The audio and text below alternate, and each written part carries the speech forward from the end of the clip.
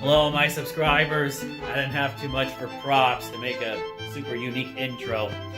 So I thought I'd film a little bonus review that I did say I would do a few weeks ago that I never got to doing. And that is for the book and movie review of Shutter Island.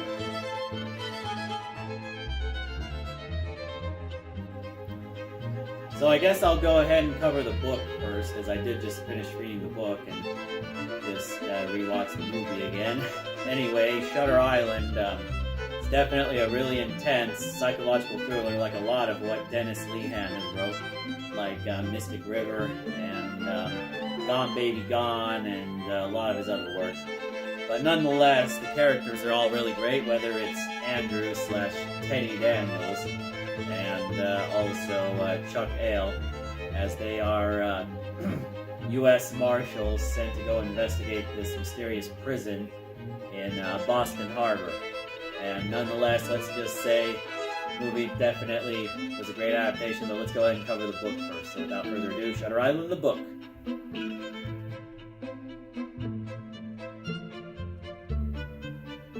So yeah, Shutter Island, the book pretty much starts off just about the same as the movie, and I gotta say this right here, right now, like any other great, the difference between cinema and literature, it is nice to get more in depth in the mind and the inner workings of Andrew Teddy Daniels, or Andrew Lemonex as his name is, as we find out his wife killed all the children, well, at least as we're led to believe, and killed himself, as he's constantly haunted by it. And he has his partner to go find an escaped patient at the asylum, and Chuck Ale. And let's just say that is definitely one highlight right there. And definitely builds the atmosphere of the mystery behind this prison that is definitely well built up to and well executed, that I really like. And definitely gotta say, I also really love frickin' what was I saying? Frickin' just about everything else, from seeing all the doctors, like who Ben Kingsley played in the movie, and just overall, definitely a nice, compelling story. And one thing I will say, I kind of prefer the book and movie for their own various different merits, but one thing I gotta give the book a little more, the big twist, I feel like definitely was kind of handled a little better, because it was a slow reveal, and once the reveal comes down, you're like, oh, and it kind of changes your view on the events of the book. So, yeah. Anyway, I guess that's all my thoughts on the book, so let's get on to the Leonardo DiCaprio, Martin Scorsese film.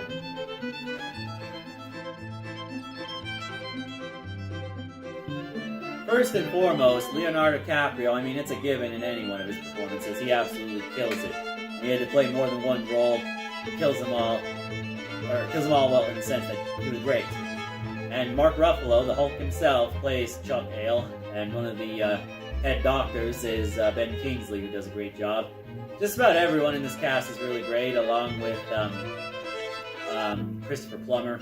Rest in peace. He was also really great in this. And definitely visually seeing how it was described in the book for this mysterious prison is definitely really nice.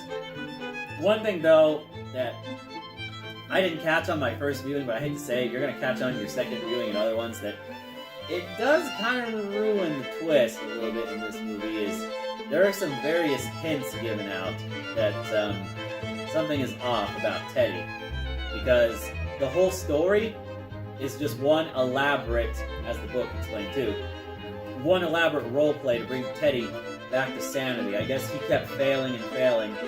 He's about to get a lobotomy if this doesn't work. And apparently the memories of his dead wife, he had them so distorted. We find out that that he came home and had a mental breakdown after seeing all the kids dead, and his wife came in and just acted so nonchalantly about it. And I guess he ended up killing her and went insane, got sent to the insane asylum. And Chuck wasn't really a U.S. Marshal. It was just a part of the role play to really sell it to him. So everything he thought, everything he believed, was all just one big lie. or not a lie, but a big role play. And there are some intentional giveaways that kind of I don't feel were the best handled. Granted, everything else great about Martin Scorsese movie is great. The music, visuals, everything else, and the performances by the cast, but yeah. There's one scene where you see Chuck hold out his ID, and it obviously doesn't look like a U.S. Marshal ID. He also has a hard time controlling the pistol, and you can just tell that's not him as a U.S. Marshal. And also some therapy scenes show that he's kind of like not asking for help because it's revealed he was his doctor. Chuck was his main doctor. And he was really trying to help bring him back to sanity.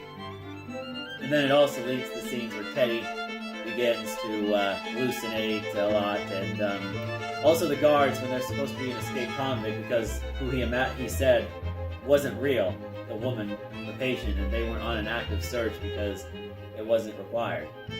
And overall, just really just.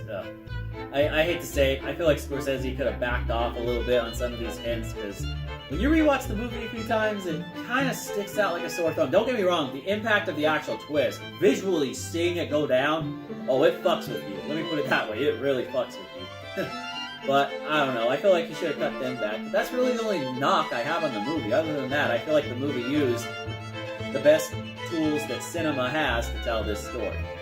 So, yeah, I guess that's really all I got left to say on Shutter Island. The classic music is really great and well used in this movie, so anyway, I highly recommend reading both the book for Shutter Island and watching the movie. Anyway, I hope you enjoyed this video. Like, comment, subscribe, and peace!